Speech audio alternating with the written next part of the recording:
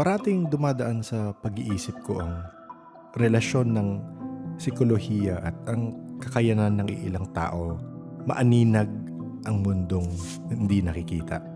Meron kayang koneksyon ang mental state ng tao sa kanyang mga nakikita at nararamdaman sa paranormal?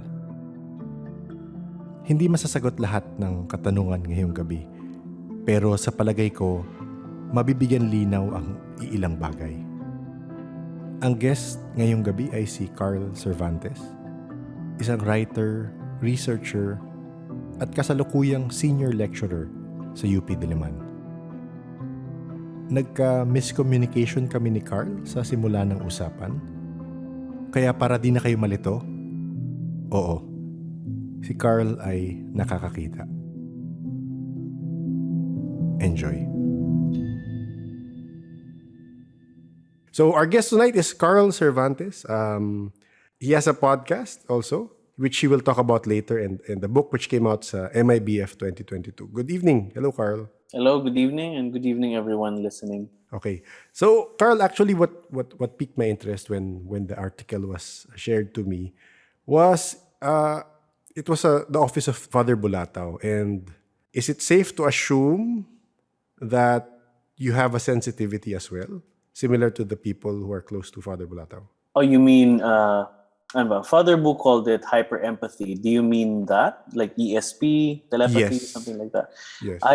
You know what's interesting is that sabi nila, diba, those who can't do teach, and I can't do it, so that's why I'm researching into it. But you know what's interesting is that ever since when I started doing research into it, dun lang nagkakaroon ng moments na, hala, this is it. This is what it is. But you can't really approach this kind of thing from a left-brained way. It's so right-brained. Kaya nga it's so hard to let go of the analytical side that I have. But I do have some difficulty. Hindi siya natural sa akin. But there are moments na talagang, I was just thinking of that, and then nangyari, you know. Yes. Moments talaga. So was there a point na, kasi we've had maybe 3 or 4 people who met Father Bu, and some of them trained with him, maybe one, I don't know in length, but usually, yun nga, he mentors people. So if I may ask, what was the relationship between you and Father Bu? Well, I met Father Bu only once, actually, a few weeks before he passed away. Oh, okay. I was able to meet him because I studied in Ateneo, and then ano siya, parang sabi ko, I have to meet the founder of the department, si Father Bu, before I graduate. So I was fourth year na nun. That was 2015, which is the time he passed away. Very interesting, as we're recording this, actually tomorrow will be his 100th birthday. September 22, 2022. Yeah. So it's going to be his 100th birthday. They have a huge celebration. Syempre meron silang pa documentary, which is interesting. So Father Bu, I've always heard stories from kanyang mga professors ko who have been his students or students ng students ni Father Bu. So second generation, na talaga, trainees.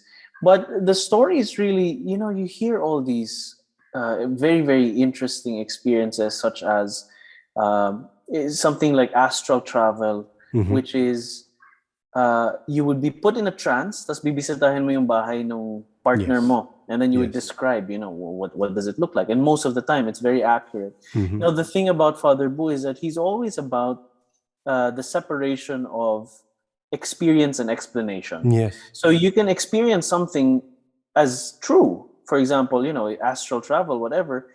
How do you interpret that experience? You could say, okay, astral travel, but you could also say, it's a crazy type of telepathy. So maybe your spirit actually traveled, maybe, but also maybe it was just telepathy between two minds. So whichever you'd like to believe in is what you take, diba? And that kind of inspired me to look into all these magical things. When you start looking into things like this, which are, well, let's admit, na medyo unconventional siya, no? Pero yes, it's so exciting. It starts out actually very much as an aesthetic. You go into Father Boo's office, you will see crystal balls, tarot cards, dowsing rods, duende amulets, and that just, pag nakita mo talaga, you go inside, it's like a shrine to the mysteries of God. It's amazing. And he was a priest psychologist, diba? So of Yes, course there's a yes. lot of spirituality there. And really, beside all these, occult items, there are religious figurines, Our Lady of Manawag, Santo Niño, and so on. So it's interesting. That was the topic of my essay on the office of Father Boo. It's because I went in there and that's what I experienced. It was so interesting. At what age did you start to have this interest? I mean, I'm sure it didn't start at fourth year, or Yeah. did it? Yeah. Since childhood pa to. Kasi Okay. yung lolo ko, he had this in his old house. He had this hallway. What's interesting, kasi itong hallway na to, sabi nila portal daw siya to the spirit world. Okay. Kasi a priest came by one day, allegedly my third eye siya. He came there, he went to the house and then sabi niya, uy, may mga may mga spirits, so parang daanan yata ng spirits itong lugar na to. And then interestingly, I actually took a photo of it. We visited last year. Tapos I took a photo of the old house as an old hallway. I posted it online and I said, what do you see? And then a bunch of people from my from the community messaged me and said, oh, there's like a line of spirits, and it's such an eerie energy, and it's more than one person messaged me about it. Yeah. So anyway, this hallway is medyo dark kasi, so medyo creepy talaga, and at the end of the hallway there's a mirror, so it really is creepy. Pero this hallway had books, and one of the books that I spent afternoons reading was this. It's a Reader's Digest book. It's called Into the Unknown. Tapos yun talaga, it was filled with articles on witchcraft, UFOs, ancient civilizations, psychic experiments, ghosts. Yes. Talagang that one piqued my interest because these are real things. Being in the field, kasi actually yan yung isa kong gustong as I mentioned sa email naman, try to connect. And for you, you have in your posts sa Medium, it's parang part of your interest is in the paranormal as well. But being in the psychological field, because I've talked to some people who actually are taking up masters in psychology also, and they can see, and they can see spirits. And so I ask them the question, how can you reconcile na nakakakita ka pero alam mo may cases kayo na ito yung process pag yung person na kausap mo nakakakita spirit, may process, di ba? So I mean, I'm not saying you see it, pero for you, how do you reconcile it given that you have this interest but you also in the medical field? Oh, here's what's interesting about that. Again, going back to what Father Boo said about experience and explanation. The experience is real. Yes. We don't really react to things. You never react to things that you don't believe was real, right? Regardless of whether or not it actually exists in reality, if you feel it as real, you will react as if it's real. So, for example, kung may nang insulto sa'yo pero hindi mo narinig, of course, you're not going to get insulted because it wasn't in your perception. But if someone said something and then you took it as an insult, kahit na hindi naman, you're going to react as if na insulto ka, right? And it's the same with ghosts, apparitions. So the question really is, it could be a hallucination, that could be your explanation, your interpretation of events, but what if there's something there? And what does that mean to you? And when it comes to the field of psychology, it's not really about it's less about the classification. Well, iba kasi yung Western Western psychology and Eastern psychology. There really is a huge difference. See, in the West, it would be labeled or stigmatized as a mental illness, or parang treated as a mental illness, which is important naman when you think about mental illness in the West, kasi it's more about functionality. Can you function in a productive society? So if you can't, then they're gonna treat it as a mental illness, especially when you see ghosts and hindi ka na makafunction because everywhere there's ghosts. But here in the Philippines, it's such a cultural norm. Laging may sinasapian, Oo. there's always something in Yes, yes. schools, in every Halloween, 'di ba sa balita laging may sinasapian. Mm-mm, mm-mm. And there's always this story. So now when you think about it from a cultural lens, you start to wonder, is this still a mental disorder or is it something cultural na? And when you think about it from a cultural perspective, then you start to think about, is it part of the psychology of the Filipino, it's part of the psyche of the Filipino to experience spiritual things, Mm-mm. right? So it's an aspect of the Filipino psyche. Yeah, the Filipino psyche. I'm going to tell you a story na which I've found very interesting. May nag-email sa akin or may nag-message sa akin sa Facebook. He's a Filipino who now resides in Finland. I'm not sure if Helsinki siya. But he told me, when I was in the Philippines, I had the sensitivity. I could see spirits. I could interact with elementals. I could sense things. May intuition, may premonition. But when I moved to Finland, it disappeared. So his theory is because one, he's very busy. That's one of his theories. Probably because he's very busy, he wasn't able to harness or still use his abilities of because sometimes it's intuition from what's been said to us. I'm not sure sa research mo, pero from what's been said to us, sometimes it's intuition. That you can sense entities and spirits. And he told me maybe because people here are more logical and I had to acclimate to the society, I lost that ability. So again, it connects to what you were saying that maybe na yun nga, dahil sa Philippines ka, nasa culture, parang sumasama ka sa movement dito or sa belief dito, di ba? Pero yun lang. Well, that's possible. Yeah. I don't know when with other cultures, no? Pero kasi when we see it from their perspective, you kind of learn a language, di ba? When you're in a different place, it's a different language. It's, even with culture, it's a different cultural psychic language. Talaga, you speak a different thing. So an example of this is gendered pronouns, for example. In other societies, gender has a very very strong power. It holds such power in language and in institutions. But in the Philippines, yung tayo, siya, ako, ikaw, sila. So we don't really have he, she. Asawa is both husband and wife. So kapatid, right? So the language of the culture, the psychic language. I'm not talking about literally yung language lang nila. I'm also talking about how they speak non-verbally, how they speak through rituals, how they speak through social norms. These things affect us. Nagko-code switch talaga tayo depending on the people that we're with. So possible na nagko-code switch rin yung ibang Filipinos when they get to another country and baka affected yung kanilang sensitivity. I mean, that segues to my next question to you. But do you believe in the unseen world, the invisible world? As long as hindi pa siya, conclusively for sure empirically proven, I will still react as if, quote unquote, as if spirits were there. So I can't say na parang, this phenomenon is real. It's happening for sure. I can see it. It's been documented. Now, how do I explain it?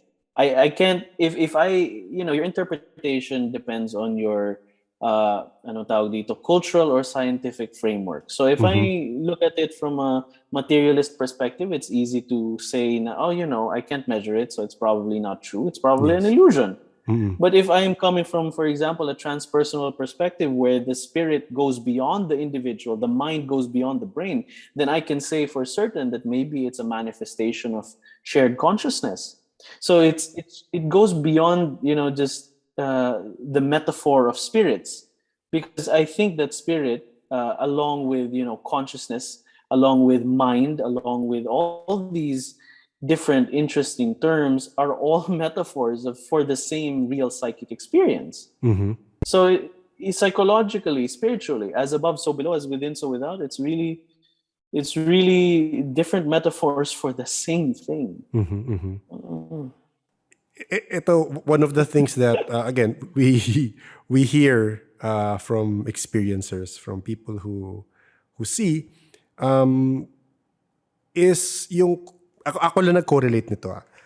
Napansin ko is, a few, let's say a handful, let's say 30% of the people I get to talk to who have these abilities or have these sensitivities, 30% of them tell me that they have some sort of depression because of their ability.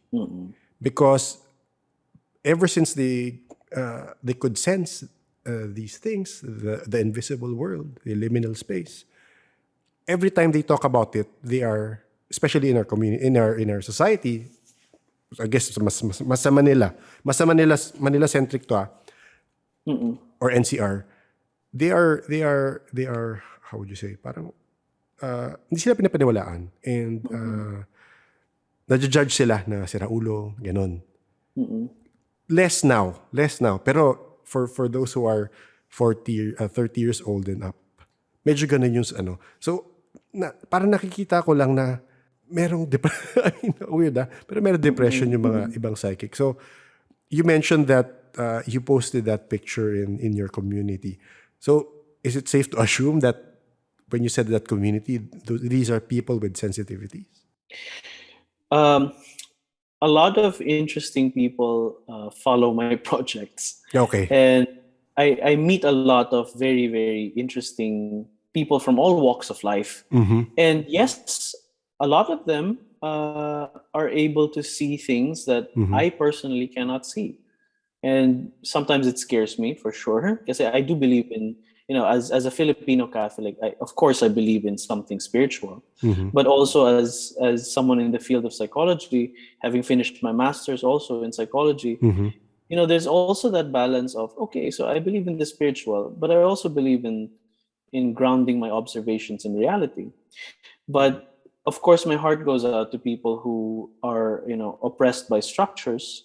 And for sure, when people are not believed and when people don't feel seen, that really is sad. We don't like that to happen. We want everyone to feel seen. But at the same time, it really is about empathy and understanding what a person is going through, understanding what a person is seeing. And when they see things that I don't see, then the question there is, what does it mean to them? And how do they make sense of it? I can't pretend to know what they see, because I personally can't see it. You and I, we have different experiences.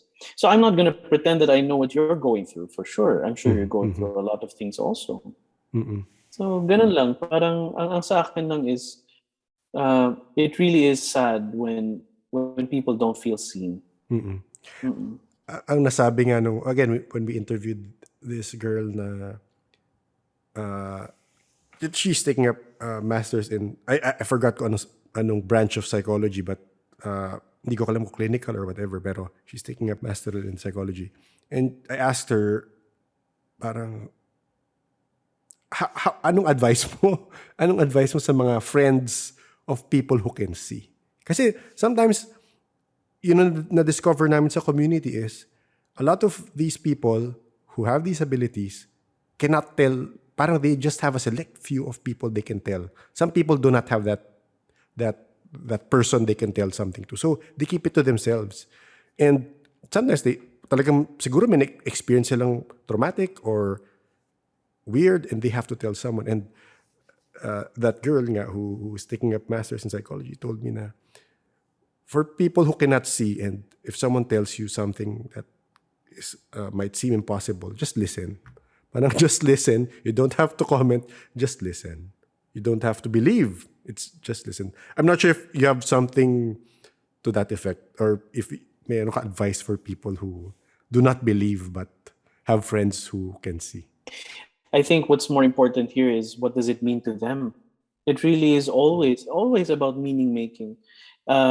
When we look at, ako personally, my approach to the paranormal kasi, or especially with spiritual experiences in the Philippine culture, my approach really is not about trying to argue or logicalize whether or not spirits exist. That's not that's something that I shouldn't concern myself with because I don't know. But what I do know is that someone is experiencing something. What I do know is someone is going through something, and that's what I look into. What does Okay. it mean to them, and what do they need? What's the need that they are lacking? Ano yung kailangan nila at this moment? If someone's crying because they saw something that they probably shouldn't have seen, then you don't tell them that, oh, hindi ko naman nakita, so wala naman yun eh. Wala lang yun. Oh. You don't do that, Mm-hmm. right? You ask them and you comfort them. Maybe that's what they need at this moment. So yung ganun talaga, that's also an approach to ano, diba? That's also an approach to in trauma work. It Yes. really is when you're responding to someone's trauma, you don't really you try not to diminish their experience by telling them na wala lang yun. That's the worst approach. Yes. And when someone sees something traumatic, when someone sees a monster, a ghost, whatever, tiyanak, duwende, tikbalang, whatever you see, you comfort them and ask them what they need. Yan. Ang next question ko, ito, sana hindi billable hours, pero yung next question ko, it's about, let's say paranoia naman. Again, there's a fine line sometimes. There's a fine line with people who believe and parang, is it something that you made up in your mind? Parang ganon. So, have you encountered anything na parang, are there times na you have, let's say, a case or you don't have to disclose the details, pero that you had to consult one of those people in the community? Was there a case na parang, okay, medyo weird na to, I need to contact one of the people in the community to check for validation? Or is that not part of what you do? How do I answer this? Well, sometimes people approach me kasi na because they know that this is my area of research, Yes. and I'm interested in this kind of stuff. Some people approach me for advice because either they hear spirits or they feel like tawag dito, binibisita sila sa panaginip, or Yes. they met their twin flame in their mind, or when we say kasi it's all in your mind, why do we say it as if that's nothing? Everything is in your mind. Yes. So whatever we experience, everything we experience is in the mind, and it happens and it affects you in a real time way. So when we say it's all in the mind, yes, of course it's all in the mind. Yes, of course, because we all perceive something and we react to the objects in our consciousness. That's all that it is. So ano bang sabihin natin when things like that, when it comes to cases of strange cases, stuff like that, it depends on how you interpret it talaga. Like, I will always go back to that, experience versus explanation. My personal explanation for things are shaped by my beliefs, my scientific frameworks, the things that I read, Father Boo's perspective.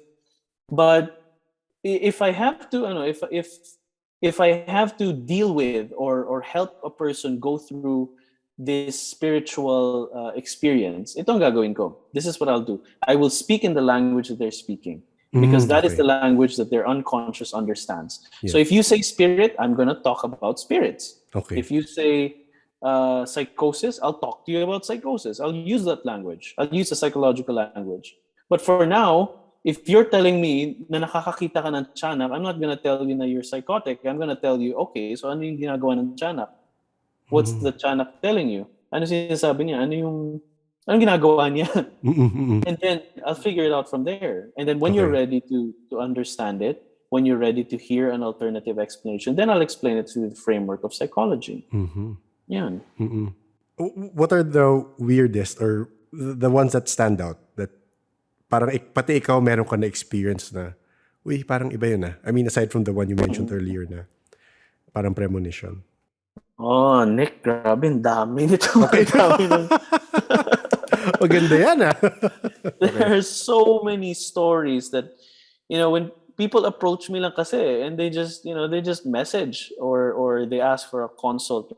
Tingin lang sila, they want to have I want to make it clear pala before Now, before I share some of the Yeah. interesting cases, na I'm not at all glorifying mental illness. Not at all. If you are going through something and it is debilitating, you can't function properly, then it's already a dysfunction that affects your day. Then please go to a professional. Have yourself checked, because when we understand, here's the beauty about Western psychiatry. It gives us a handle on things. So regardless of, you can still believe in spirits for sure, pero if it's a chemical imbalance, we're still part of a biological material body. So maybe just try it out. Have a handle on your thing, and definitely it helps us to understand things in this way, but at the same time also recognizing the cultural value of what we're going through. So as much as, for example, you could probably say a person is experiencing hallucinations. Okay, sure. People have the right to hallucinate for sure. But, Yes. it's, sabi nga ni Father Boo, it's one thing to hallucinate, but it's another thing to recognize that you're seeing something on a different level of reality. So there really is that question, diba? And when it comes to the cases, ano ba? Man, the cases that I've heard. Um, so I had this. I knew this person, no, na got rashes, weird rashes in their body. Tapos kating-kati talaga sila. They went to a dermatologist, as in wala talagang. They gave the medicine, pero it wouldn't work. So yung nanay nitong bata pa siya nung time na yun. This was a long time ago, and kinuwento lang niya recently sa akin.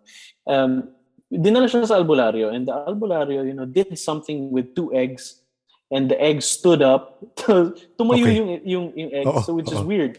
So I started praying, and then I don't know what that's called. Pero what happened was, binigyan siya ng vial of some kind of oil. And sabi niya, if this oil starts to bubble, ibig sabihin malapit yung whatever encanto or something. There was a spirit, nakalimutan ko kung ano yung pangalan. Pero Okay. the spirit was in love with this person. Okay. Tapos, ang nangyari was, this person was so afraid kasi every night, binabantayan niya yung bottle na yun. And she couldn't sleep at all. Okay. So the mother was like, you know what? I'm going to take this bottle, tapon ko na. Don't even think about it anymore. So because she was so worried, remove the object of worry. And then here's what's interesting. So the rash persisted, but when she moved to a different place to study in Manila, kasi galing siya sa probinsya, studies in Manila, the rash disappeared. So now you're thinking na parang you could interpret it in this way. Okay, lumayo siya from the spirit, so hindi na siya ginagambala ng spirit. Right? You could interpret it in that way. Yes. You could also interpret it as probably something in the water in urban Manila that fixed her rashes. So I don't know. So that's another example of experience versus explanation. And can I keep telling stories? Yes, go. Go lang. So you have this weird story, but you also have ano ba yan? I had another story na ano ba yan? Oh man. Wow, everything's that feeling that everything's coming to the front. Tapos hindi mo Go lang. distinguish which one. Dami kasi, Sometimes people see things and they tell me what they see, and I can't see things. But there was this person. It usually happens to I don't know to women when in love yung encanto sa kanila. And there's this one case. Nagkwento lang siya sa akin. Sabi niya, when I was younger, may na in love sa akin na tikbalang or kapre or something. Basta it was, they were, lagi niya nakikita sa labas ng window na inaabangan siya, ganyan. Okay. And she couldn't sleep, and it was really difficult for her to sleep. Pero eventually, when she was able to find a partner na talaga, parang nawala na yung kanyang encanto suitor or whatever. And you could interpret it as her. You could interpret it as literally merong naniligaw sa kanya na encanto. You could also interpret it as someone just feeling lonely and needing some comfort. right? You can interpret Yes. it in so many different ways. So, Yes. what's more important here is yung meaning making na ginagawa ng tao. What does it mean to them, diba? Ay, grabe to. Ang dami talaga. They Okay just, lang. Okay lang tayo, Carl. yeah, Sige lang. they We love just stories. Sige lang. they just come to me and tell me Okay. these interesting stories, no. Tapos ano pa ba? Ayan, laging nagkikwento yan, laging may mga nakikita or either napapanaginipan na bizarre things. I don't know if I can share this case kasi this was very recent lang eh. The point is, someone came to me recognizing that I was I love this so interesting field of the paranormal, parapsychology, So lapit siya sa akin. I'm hearing voices, sabi niya sa akin. And I thought to myself, and this is, I wrote this in the book actually. It's part of the book that was published recently. I wrote it. The book is called Deep Roots.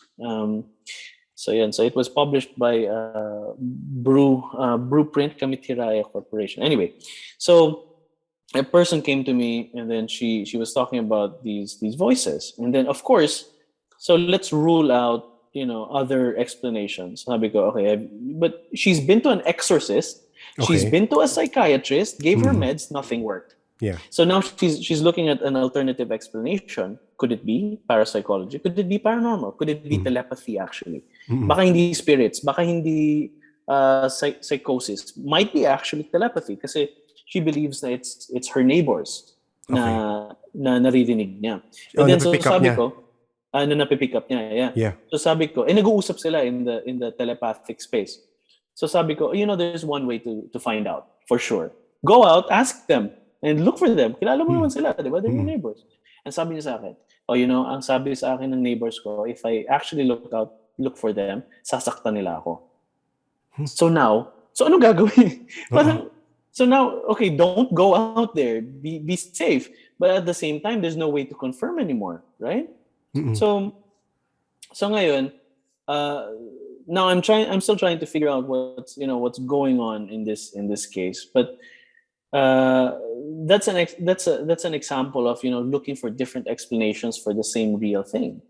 And I don't know kasi you always have this ako personally, I always take this healthy distance from things like this. Kasi I also don't want to, ayoko ring malunod sa sa spirits. Yes. and everything. And you have to really take some space also. And touch grass. Sabi ka ng mga Yes. ngayon. Grounding. You have to touch grass. Yeah.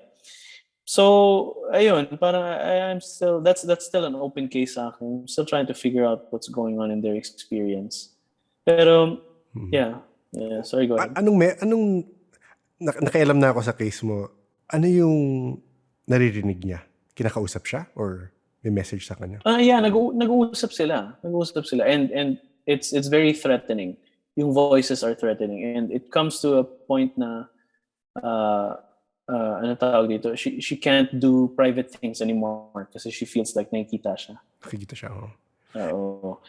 Ito, hindi ko alam if you've come across this. Ang hirap kasi mag-assume, so I will just assume na you haven't come across this information na unsubstantiated kasi puro kwento lang sa akin to. Pero ang basis ko for this belief is it works for some people that have reached out to me. So for me, okay, it's probably, ganun ako kabilis ma-convince. It's probably true. Okay. Our emotions, so basic, everything is energy, diba? Everything is energy. And our emotions are energy. And sometimes, I'm not sure if you've heard of this now. And sometimes if we feel down, if we feel angry, it radiates from us. And it is this energy that attracts the spirits. So in her case, kaya gusto ko talaga makita yung connection between psychology and the paranormal rin, same as you, is because medyo constant yun for some people.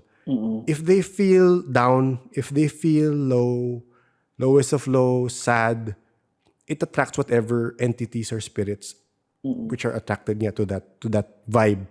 So I'm not sure if yung person that you were talking to is going through something as well. Kasi may entities that they mimic. So pwede nagminimimic nila yung Yeah. neighbors and in-oppress. May oppression nangyayari. So again, yun na yung 2 cents ko na unsolicited. Yeah, of course. Pero, you know what's interesting is that you're actually echoing a paper that was published in 2019. There was this paper published in an international journal about spirit possessions in the Philippines and how different healers make sense of itong tinatawag na sapi, right? So they interviewed mga folk healers, they interviewed psychologists, they interviewed priests, and then actually what you're talking about is vulnerability. And we see spiritual attacks as manifestations of vulnerability, and you create an opening kasi for psychic attacks. So that's one interpretation of spirit possessions, and especially spiritual disturbance as well, psychological disturbance, is vulnerability. So when you're radiating, as you say, you're interpreting it. Ikaw, Nick, I think you're interpreting it from the perspective of energy. So Yes. see, that's another explanation. But you look at it from the perspective of psychology naman, it's emotional vulnerability that leads to psychic opening. Yes. Susulat ko Yeah, yan, Mas maganda way of saying it.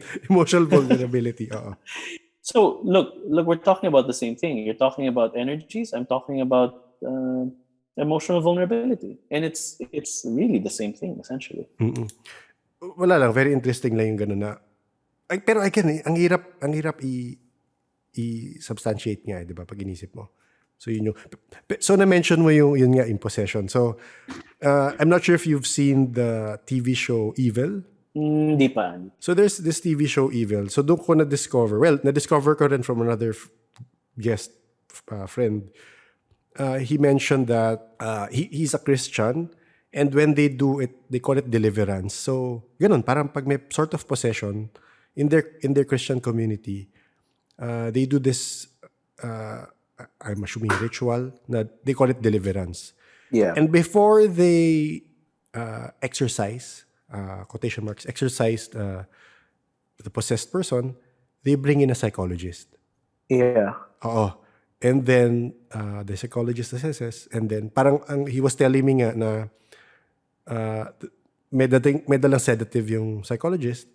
Tapos check kasi kung nag-act up lang pag after injection, if nakatulog na yung tao, ay ano lang yan, nag-act up lang. Pero may times na twice na nila na-inject, gising na gising pa. So sabi nila, okay, may something na. Tapos that's when they come in. So I'm not sure, have you experienced na doing that for exorcists? No. Okay. Okay. As much as I still need some training sa ganyan.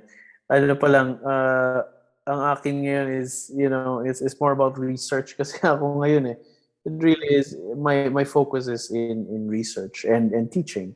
But when it comes to cases na ganyan, it really needs a lot of mentorship.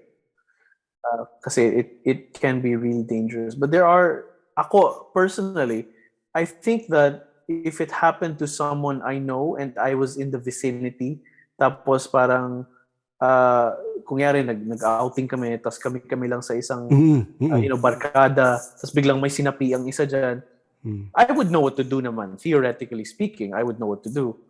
Pero,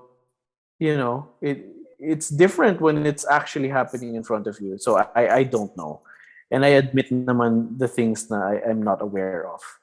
So ayoko namang mangyari. So let's knock on wood. Okay. That doesn't happen to anyone.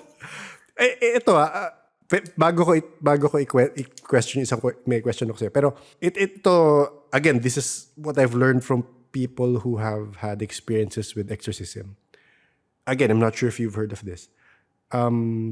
They keep telling me, kasi again, sa earlier parts ng podcast, I was very naive. Wala talaga ako alam sa spiritual world. And I would ask them, how do you avoid possessions? So, I've talked to an exorcist, a medium or light worker in Netherlands, and a former, he passed away, a photographer. And all of them said that possessions cannot happen if you do not allow the entity or the spirit to enter. So there's a sort of wearing the person down to a point that the person will say yes. Yeah. Parang ganun. So I'm not sure if you've come across that with your research also. We're going back to what we said kanina. You're still talking about emotional Emotional, communication. yes. Correct. It's still that. And it's true. I believe that the spirits can't really do anything without your permission. Just say you're the one giving an opening. And that's why si Father Sikia, yung exorcist, Archdiocese of Manila, he talks about how certain things, especially when you open yourself up to certain, occult stuff talaga, and you're really deep into it, then you're actually already creating an opening in that way. And yung tito ko kasi who's a priest in Rome, he told me about, we were talking on in the lunch table, and he was just talking about how media portrays demons in such a nice and friendly way. So we're already creating an opening in that way na parang, here are the demons on TV. Oh, they're not so bad at all because they're so friendly or sensual or seductive and attractive, and we just want to be with them. Parang ganon yung portray sa media. They're strapping. Yeah, and that's already an opening. So you have to protect yourself also. I mean, if you believe in that kind of thing, you have to protect yourself. Nako, personally, I think that it really depends on your perspective on it naman talaga. And Yes. Ako, I do believe in, I am afraid of I'll be honest naman, I am afraid of spiritual disturbances. Sino ba namang hindi matatakot sa ganun? But it's if you're secure, here's what I believe in personally beyond my psychological training. Pero what I believe in talaga is if your faith is strong and you're sure about what you believe in, and you're working with healthy and benevolent forces, kahit paano, you won't really get into trouble that much, I think. Just be safe. Just know what you're working with. Here's a problem, because a lot of people ngayon, especially now, as we move away from the traditional religions, and we're moving into exploring different things, there is a tendency for some people to explore other cultures na hindi nila naintindihan fully, and the traditions that are handed down through generations, they start to kind of dabble with it, no? Parang ginagamit nila in a different way, and then they don't really know the spirits that they're interacting with, and sometimes it can be dangerous. Diba? That's true. Yeah. Oo. Kasi minsan talaga, yun nga. And it's a tale as old as time. Talaga maraming explorative, and it happens. Yeah. Ang akin lang is know what you're doing. I mean, it's your life. Up to you. Go ahead and explore your own psyche, or explore your own unconscious through the metaphors, through the wonderful metaphors of the world. But at the same time, just know what you're doing. Alamin mo muna. Just learn it first, and do an apprenticeship. Learn from expert practitioners. If you want to look into the perspective of, alam mo, here's something that's often overlooked now. Catholicism in itself is actually very much a spiritual structure.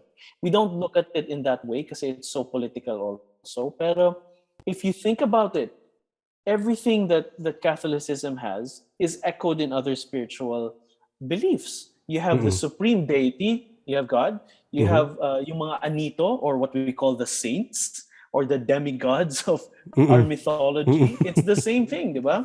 We have guardian angels, aka spirit guides. We have everything else. All the other spirits are called demons, not necessarily good or bad. We just call them demons. Elementals. It's the same thing. Father Sikia even uses the term elementals to describe demons. So these forces are real, even in Catholic spirituality. We still believe in these things. That's the whole point of religion, is that we believe that there is things that are visible and invisible. Di ba nga, sabi sa Nicene Creed, I believe in God the Father Almighty, creator of all things visible and invisible. Mm-mm. So what's that? What's the invisible? Oo. So yun. Oo. That's it. That's the one. I asked the psychic before, what's a scarier place? The cemetery or a church? So most of the time, daw, sabi niya, it's a church. Because going back to that concept of energy, people go to the church to unload their hopes, their dreams, their problems. And that energy is retained in that church. Parang nagiging specific siya to that location kasi that's where people go to unload and to pray, to have, yun nga, they pray for their sins and all that. So they unload it there. And yung ginagawa ng, again, like you said, yung rituals ng church, yung pausok nila, di ba merong smoke, may smoke sila going in, di ba? So that's part of the cleansing process. So it just so happens that some priests who head that area are not so clean. So ang nangyayari, if the head is not clean, the cleaning will not work. Parang ganon. Yun ang sinasabi nila. So sometimes, they get to go to churches na very dark. Tapos sometimes, malalaman na lang nila, madidiscover nila, weeks after, months after, na na-involve yung priest sa isang crime or na-involve sa isang case na merong molestation or whatever. Pero yun yung nakita nilang thing lang. Kino-connect ko lang sa sinabi mo, sorry. You know, my heart goes out to people who have been oppressed by people of the church.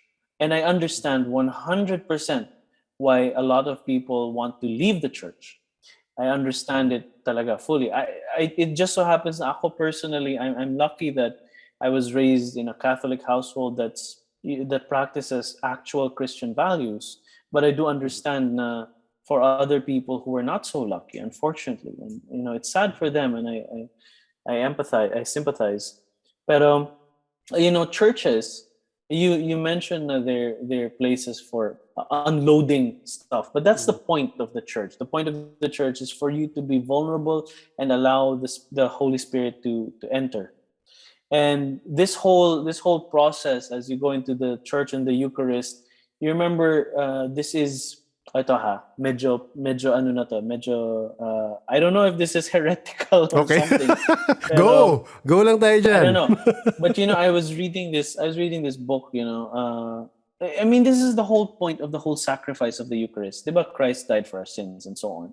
You know, yung from what I remember in the mythology talaga, it's that the sacrificial lamb, actually, the reason why we sacrifice the lamb is because they absorb all the sins of the society, of the group. Mm-hmm. So meron kang lamb doon, meron kang sacrificial animal or whatever it is, siya yung kakatayin kasi they represent all the sins of the space, of the group. So in this case, it happened to be Jesus, which is, you know, the Lamb of God and so on.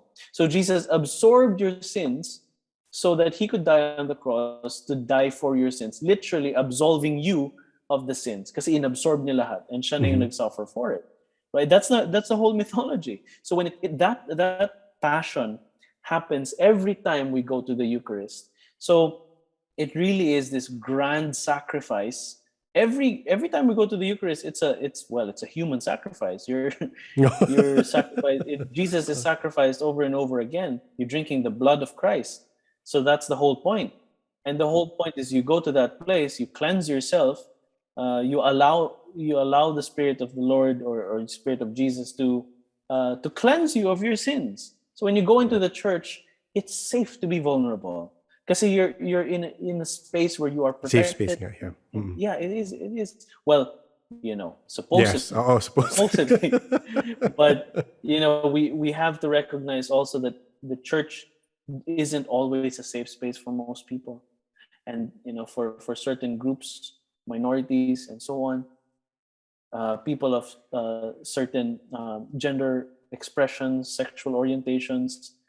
People of a specific group sometimes are don't feel welcomed by people of the church, and that's a very, very sad thing, of course, and we recognize that. And a lot of good Christians and a lot of good church people want to say na you know, we accept all kinds of people, but then it's different to say one thing, it's different to practice another. You go to the church and listen to the homily and be like, oh yeah, mali magnakaw, mali mag ano, and then you go out and start to gossip about whatever, and you start to lie and you start to hurt other people, and it's as if wala lang. Mm-mm. Sometimes Oo. people treat confession and going to the mass as if naglalaba ka lang ng damit para Yes. madumihan lang. Oo. That's just, what a waste. Ako, honestly, that's one of the reasons I stopped going to church is because I could see the hypocrisy in myself. So parang pupunta ako doon, ginagawa ko yung rituals, pero pag nandun ako, nung sa spot lang ko ng mga girls. Parang gano'n. Uy, sino yung maganda dito? O ba? So parang, no, for me, parang binabastos ko yung church when I go there kasi yun lang naman ginagawa ko. And yun nga, for me, I believe in connecting straight. Eh. So ako parang, okay, it doesn't fit my, so I stopped going. But I think I am a Catholic, but I know. Yun. So parang naibala ko dun. So parang, nag-gets ko yung sinasabi mo na, for some people, it's like, parang naglalaba ka lang na parang naging ritual na siya na hindi mo pinapasukan ng intention, di ba? Parang ganun. Sige, next question is, so you mentioned na you are focusing on your research. So, with your research, what has changed? Parang, I'm sure from all this, again, sabi mo, ang daming kwento eh. I'm sure nag-shape rin yung, hindi mo belief system, pero yung understanding mo of the unseen world. Are there points in your research na, okay, medyo na-accept ko na may ganito or na-accept ko ganito nangyayari, ganito yung dynamics in the unseen world? Can you specify the question? Let's say, in terms of, very, very basic lang kasi pag spirits, in terms of elementals, based on your research, have you come to some conclusions because of what you've experienced or from the experience of the people you've talked to? Oh, what's interesting is that this whole thing that I'm doing actually made my faith stronger. So parang tumatag lang lalo ang faith ko about these things. And ako, when it comes to yung mga spirits, as much as I know, I know a lot about these spirits, and I know a lot about what to do kapag may ganito ganyan. And here's one thing, if you smell something weird in a place na hindi mo pa napuntahan, shut up. Do not say anything, do not Yes. even move. So that's one thing. Okay. The spirits Okay. don't like, the spirits don't like na maingay ka. So just shut up, be quiet, ganyan, just stand still until it passes. So ganyan, so I remember if you smell something funny in a place na never mo pa napuntahan, then stop, be still. But that's one thing, and there are a lot of things.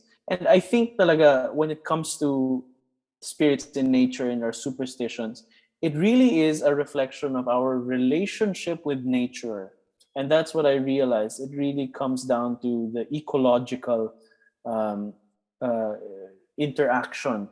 So our yung mga diwata, yung mga engkanto, you have to ask for permission bago ka maligo sa ilog, or you have to ask for permission before you cross a grassy area. Tabi-tabi po, di ba? That's how we represent our relationship with nature. We take care of nature. We believe that nature has spirits, rocks, mountains, trees, all of these. Yes. All the material world has spirits. So we have to be careful and take care of it because we're sharing it with spirits. So it's a relationship with nature. Siguro yun yung pinaka na-realize ko as I studied all this, na parang yun nga, it's the human being in an environmental context. Are there things that you've picked up on your research for in terms of protection? Kasi you will have to encounter, I mean, I'm not sure if you do the sort of field work na you actually go to the place, and does that happen? For example, make case and then you have to go there, or it's just mostly consultation? Mostly people just come to me and tell their stories. Pero ba? I don't know. I don't think I've ever gone specifically to a place because someone asked for help. Parang wala pa namang nangyayari sa akin na ganun. Pero parang wala pa naman. Consultations mostly, people telling stories. For some reason, people just open up these things. Probably because they know na interested ako sa ganitong bagay. Oo. Yun lang. Consultations mostly. So when you do that, is there any sort of protection that you do? Meaning, do you pray? Do you have trinkets like Saint Benedict or? I was young, I was just gonna say the Saint Benedict method. Every time na I feel weird, I always pray the Latin version of the prayer to Saint Benedict and syempre yung prayer ni to Saint Michael. I like ang tawag dito, the tone and the melody of Saint Benedict's prayer. It's like a lullaby. Tapos ulit-ulitin mo lang siya. It's like a chant. So it goes, can I sing it? Yeah, go Okay ahead. lang Go ba? ahead. Oh, go. It goes, Vade retro satana, non cum suade mihi vana, sunt malaque libas, ipse venena bibas. And it goes on, and you keep singing it over and over again. You pass by certain places, tapos, yun, kakantahin mo lang. It's like a very calming, it has a calming effect sa akin. So when I pray it, parang nawawala lang. And then, here's another way to protect yourself. Siguro as a way to banish spirits. Di ba I told you kanina na, when you smell something weird in the vicinity, don't say anything. But the opposite is also true. If you want to banish spirits, shout. That's why we shout and make noise during New Year's, because we want to banish spirits. So when you're there, magmura ka, sumigaw ka, tell them to leave and be pushy about it, be assertive and assert your space kasi they don't like noise. So ang ginagawa ko is I make loud claps. So I clap loudly and then parang nag-disperse yung energy. Parang yun yung nafe-feel ko. So Okay. nag-disperse siya. Yeah. Parang when you clap, it's as if it just fizzes away. Parang ganun. So you mentioned that. So there is some sort of sensitivity with you that you can sense that energy. Are there other? Yeah. Sige, go lang. I don't wanna. Ako personally, I mostly feel like it's probably just a trick or a suggestion in my mind. Pero I do have. Ano ba sabi ko kanina? Sinabi ko ba na wala akong sensitivity? Oo. Did I say that earlier? Yes. Well, the thing about that kasi is na I don't have telepathy. I think that's what I was referring to. But if Okay. you mean sensitivity as in seeing ghosts, yes, of course. I used to see ghosts noon. Okay. As in, Okay. yeah. Okay. Akala ko kasi, I thought you meant ESP telepathy. I don't have a natural ESP ability. Pero when it comes to seeing ghosts, I used to really feel them. And it's not as if nakikita mo siya na parang, I see a table, I see a chair. It's not that like that. It's like you're seeing, I'm sure you know this. Do you see ghosts? No. No. And I don't It's like, intend to. para siyang, it's like, you know how you have a daydream and it's like a screen, parang may screen sa harap na, in between you and the real world. Yeah, you ever feel that when you're daydreaming or when you have a memory, you're recalling a memory right now, and parang Yes. nakikita mo siya in front of you, pero not exactly. So it's kind of like that. Pero Yeah. pero in this case, when you see a ghost, it's like you can't control the feeling. Parang ganon. So you can sense, you know what they're doing, pero wala pa namang harmful akong nadadaanan. They're always just like, there was this one ghost, or I don't know if it's a ghost or a spirit or whatever manifestation, pero there was this one spirit, I'll just call it a spirit, na laging gustong hawakan yung kamay ko. So bata siya. Okay. Always wants to hold my hand, always smiling when I brush my teeth. So ganun.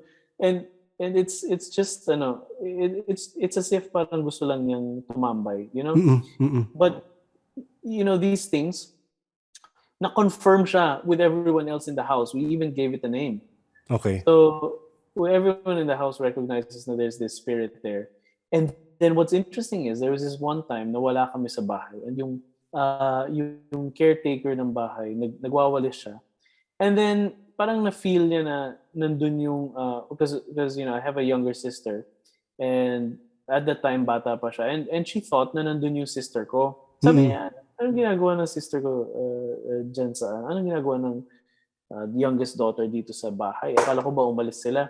And then she looks up and it's a different it's a different person. So takbo siya, and then tumakbo siya sa bahay ng kapitbahay, and then yung kapitbahay was like, ano nangyari sa'yo? And then, she told the whole story.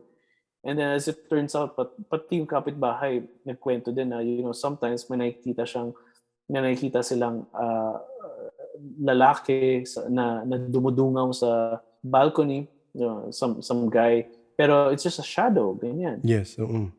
So wala namang ganun sa bahay namin. So parang, sino yun? But that was the old house. That was an old house. So parang wala na masyado ngayon. Pero I don't want to. Ever since I started going into research and really finding different explanations, parang medyo nawala na yung ability ko. Medyo na lang. It mostly is just a sense na parang kilabot, ganyan. May kilabot pa rin, pero aside from that, wala na masyado. So same ba yan for others? Kasi for others, ang description nila, parang talagang back of your neck. May mafe-feel ka sa back of your neck. Oo. Ganun rin for you. Yeah. Well, for me, it's more of, aside from the back of the neck, it is sa arms. Yes. Parang tumataas yung balahibo ko. And pag tumataas yung balahibo, or it's the feeling na may tumitingin sa'yo. Yan. Okay. Kasi di ba, we have that ability kasi it's actually a form of ESP. When you, di ba, you walk around in a place, tapos feeling mo may tumitingin sa'yo from the back, wala ka namang mata sa likod, pero titingin ka. And meron yung nakatingin sa'yo, di ba? That happens. I'm sure that happened to you. No. No? You've never had that experience, really? Feeling ko kaya nga for me, yung mga nagsasabi nun, may some sort of sensitivity kayo to say that. Kasi ako talagang parang, it's either sobra lang kung walang pakialam sa surroundings ko, pero I don't get that feeling na someone is here looking at me. Wala akong ganun. You never have that feeling na someone is looking at you. No, parang... Not spirits, not necessarily spirits. Yes. Oh, I mean, physical people. person looking... Yeah. Although for me, kunyari, if someone is... Kunyari, I'm walking in the mall, pero more of... Pagkapraning ko lang, I'm walking in the mall, and someone is walking too close. Yeah. I mean, nafe-feel ko yun, medyo malapit siya. Alam ko yun kasi aware ako na baka nakawan ako or baka whatever ako. Spatial awareness. Spatial awareness, yes. Pero yung para may nag-view, yun na, that's for me. I'm not sure kung sa ibang manhid like me, may ganun rin sila. That's so interesting na, you're the first person na I met na walang ganung sense. Kasi I've always thought na it's like a common human thing. Kasi parang you recognize. I think it's an evolutionary thing na parang you recognize that there's a predator. So So as our ancestors, yung mga caveman ancestors natin felt like, andyan yung lion. Yes, survival talaga. Survival instinct. But it's also ESP. Yes, it is. So parang, I don't know, yun yung nafe-feel ko. I have this feeling sometimes parang when I know na something is probably there na parang may nakatingin sa akin. Ito, quick question na kasi I'm trying to connect lang. Kasi again, from the people we've talked to, everyone has different sensitivities. There are people who see spirits as real people. As in talagang hindi duguan, hindi transparent, as in real people. And from what you described naman, for you, it's like it goes into your mind's eye. Yung explanation mo earlier, parang you see it in your mind's eye, kung bata na spirit and Pero as you grow older, were you able to actually see them physically-ish in front of you or in the side, ganon? Or still in your mind's eye? Both. Ang hirap i-describe. Nick? It's so hard to describe kasi it's both a tangible reality and a mental experience. Kasi parang, here's an example. And I wasn't a child, when all this was happening. Yes. I wasn't a child. This is pretty recent. Siguro a few years ago lang yung mga ganyan experience. Although recently lang naman din, parang meron din akong mga nakikita. Pero it's like it's like they're literally there. I had this experience before na I was working on on a desk. Tapos na-feel ko at the other end of the room, there was this floating figure with no face. Tapos na-feel ko talaga nakatingin na siya sa akin. Pero wala naman siyang intention, pero nakatingin na siya sa akin. And then, I look behind me kasi it's such a feeling na parang meron talaga. And then I look behind me, wala namang ano to. And I go towards the other end of the room just to see, pero wala naman. Pero I know na there's probably something there, and it's such a fixed reality. Yes. Oo. Are there times that you are able to communicate with the spirits? Ayoko talaga. Ayoko Okay. talaga. Okay. Or I will not. I will just tell them to leave. Sabihin ko Okay. lang, go, leave. Tapos, ang akin kasi, aking space to eh. Akin to Oo. eh. Huwag ka Oo. dito. Hindi Oo. ka sa iba. Ba't maaangkin ka ng lugar? Parang, my space is my space. And actually, interesting nga eh. Kasi yung energy ko, or call it energy. I'm just using the metaphor. But call it energy. When I met these people with, as you say, sensitivities, they actually can sense yung aking aura or whatever they call it. And there was the first time I met some psychics. Pandemic. I met a few psychics online. And then, syempre, nag-Zoom kami kasi gusto namin magkakilala. And then, I noticed na parang they were messaging each other. And then one of them finally said, Carl, may sabihin kami sa'yo. Your room feels spiritually dusty. So, sabi, what does that mean, spiritually dusty? Parang, parang dusty. Anong time na yun? Tagal na. Tapos yung dustiness pala, parang, it's probably, it's probably spirits, sure, but it's also probably that they're sensing my state of mind. Baka nasa-sense lang nila yung aking state of mind. But there was this time talaga na, here's another example of what happened. I was talking to these people on my phone, parang may nag-group call kami. And then I was talking about something na kinagalit ko. I was angry. And then I stood up, tapos bigla silang napatingin, lumaki yung mata nila. Tapos biglang they all said together, deadma lang, deadma, deadma, deadma. And then sabi ko, anong dinededma ninyo? Sabi nila, alam mo Carl, nung tumayo ka, parang may mga shadow sa likod mo, parang ganyan. Tapos, in my mind, okay, so there's probably spirits, maybe I attracted them because I was angry, but also maybe they're just seeing through a metaphor yung galit ko manifested as energy. Yes. Diba? So may mga ganyan. So ako when I see the ghosts, I try to interpret, okay, ano nangyari? Did I watch a scary movie? What happened? Or what is the meaning of this experience? What is the meaning of this ghost? What is that saying? What's my mind saying to me? Yun. Grabe ang hirap. Ang hirap ng talaga life mo. kasi Kailangan mong i-analyze kung ano. oo, kasi you see, like I told you, ang hirap mawala sa analysis kasi ako, I hide from my feelings using analysis, and that's the honest truth naman. Yeah. And sometimes when you don't wanna feel, you analyze, diba? Yes. And when I'm afraid, I analyze. I get my mind off things. So yun yung na-experience ko whenever I see ghosts, either dead ma lang, God is with me, whatever. Bahala kayo dun sa buhay. Basta God is with me, I'm protected, I'm safe. Divine protection and so on. Kakanta pa ako ng Saint Benedict's prayer. Pero, it really is that. Ganun lang talaga. I wanna understand. If I'm seeing things, why? Another person told me this, that ito, theory niya. Again, I just get theories from other people and the experiences.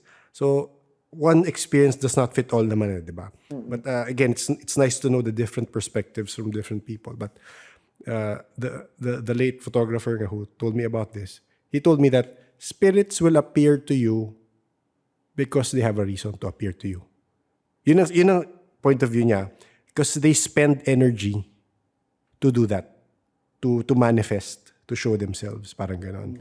And sabi niya, so from that perspective, sometimes ang feeling ko, okay, so if somebody sees a spirit, there's a reason. Pero again, there are other stories naman na they're walking in the street, may nakasalubong silang spirit, pero hindi naman sila kinausap, passed them by. So, hindi mo rin masabi kung bakit nag-appear. I mean, to give it analysis lang. I mean, since gusto mo ina-analyze mo Yeah. yun. Ang akin lang is, if it's messing with your daily functioning, maybe Yes. go to a professional. If not a psychiatrist or psychologist, then to an exorcist. Whatever helps you, use whatever metaphor helps you. So, I don't know. Parang when you see spirits kasi, and they're walking around, and parang it's like a reality to you. You don't have to understand it. You don't have to understand it. The thing is, ang akin lang is kung kung ayaw mo kung natatakot ka or ayaw mo silang kausapin, or you want it to stop, then stop engaging. Don't Yes. engage. Ano lang, close your mind. Yun lang sa akin. It's easier said than done for sure, pero if you don't want to engage, di wag. You have free will. So stop engaging. Yun lang.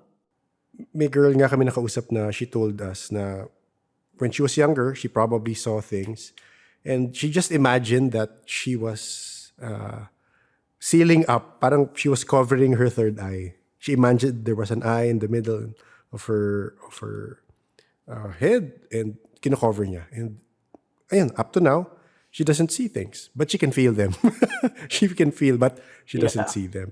But she manifested it in a way. I mean, masyado new age siya if you think about it, but she kind of manifested it. You know what? That actually works. Kasi ako, whenever I feel like something's up, I create a psychic energy field around me. And ano to ha? So, I don't know but it works for me as a metaphor. Yes. I create a psychic energy field around me, and wala. Hindi ako tinatablan. Parang it really is powerful. The mind, you can create things with your mind. If these things, from a psychological perspective. Sorry, question before you go there. When you think about it and you manifest it, you see it in your mind's eye, the protection. I see it as if it envelops me, yes. Para siyang ano matawag dito. Alam mo yung, basta sa mga movies, di ba, parang may force field. And it kind of looks like that, but with different colors. And then, just make it as vivid and as stable as possible, and keep it stable until you feel like you're safe. Tapos walang, nothing's gonna harm you in that Yes. state. I make it so cube-like. When I feel like, I'm parang I need some protection. Ito yung mga ginagawa ko, okay? So whenever I feel like I need some protection, I create this cube-like force field, as in talagang andun ako sa loob, and it's like there are these very stable, very strong, sturdy walls na wala talagang papasok.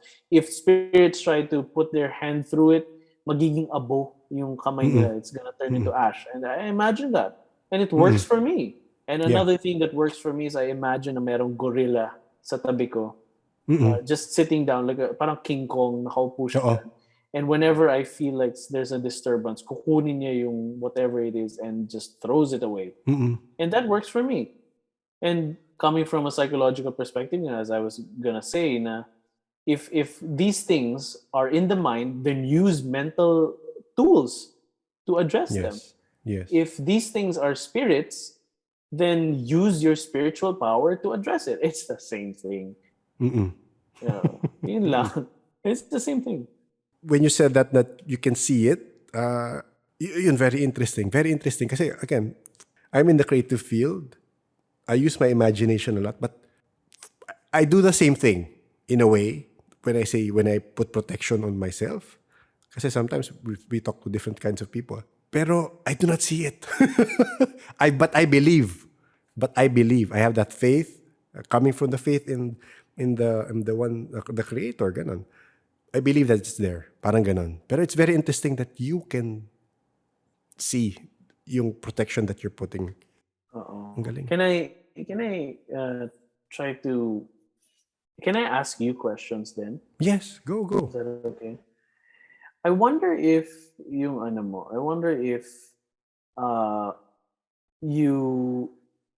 are scared of, or at least in somewhat there's some fear or at least hesitation to actually go deeper into this. I wonder if you in your exploration, parang there's still that distance between you and what you're very very deeply interested in. What do you think of that? Um, Yun nga, may mention ko kanina when you mentioned fear. So when I started this, talagang, talagang nakakahiyang duwag ako. Nakakahiyang duwag. But I had the interest. And eventually, after meeting all these people, maybe it was because of, through understanding from what they said. And of course, I'm very gullible ako. Naniniwala rin ako sa iba't ibang belief systems. And I could see the connections. And the fear eventually, for me, it kind of disappeared. Na if something appeared to me right in front of me now, I would not be afraid. I would be shocked, but I will not be afraid. Because I would understand, okay, binigyan kong logic rin. Pero yung, I think I know why you're getting to na parang baka may fear ako of seeing, kaya I still keep that distance. I believe my one of the people here told me na hindi, you won't be able to see. So same na if I believe it, then it's probably happening. Meaning it's the truth. Parang ganon. Yung faith ko na I will not be able to see. So I don't want to see. Gets ba? Gets ba? Sorry. Okay. Oo. So that's fine. If the thing is, because if you really want to, you can. Some people Yes, are I know. born with, some people are born with disability, and that's fine. And parang ako, I feel like it's a natural part of me. I never really thought about it. Alam mo, hindi ko naman naisip na ano siya, na sensitivity siya, as you said. And now with the contrast between you and me in the terms of ako nakakakita and ikaw at all parang hindi talaga. So there's that contrast, and I never thought about it as something remarkable. I always thought about it as a regular thing lang na parang, oh, they're there. Parang ganyan, oh, nandyan siya.